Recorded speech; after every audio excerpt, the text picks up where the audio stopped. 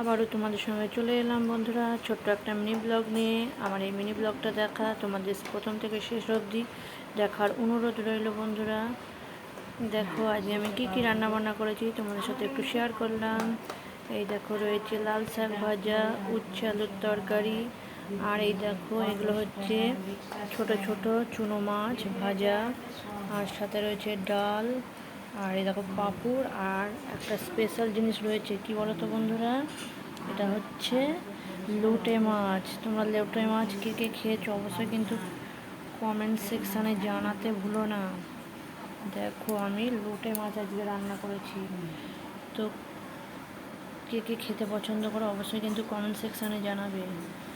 শুভ দুপুর বন্ধুরা, তোমরা সকলে খুব ভালো থেকো। আমার এই ছোট্ট মিনি ব্লগ দেখার জন্য তোমাদেরকে অসংখ্য অসংখ্য ধন্যবাদ। তো গাইস টাটা, আবারও দেখা হবে অন্য কোনো ভিডিওতে। ততক্ষণ তোমরা খুব ভালো থেকো, সুস্থ থেকো। এই দেখো তোমার কাছ থেকে দেখিয়ে দিলাম লোটে মাছের ঝাল।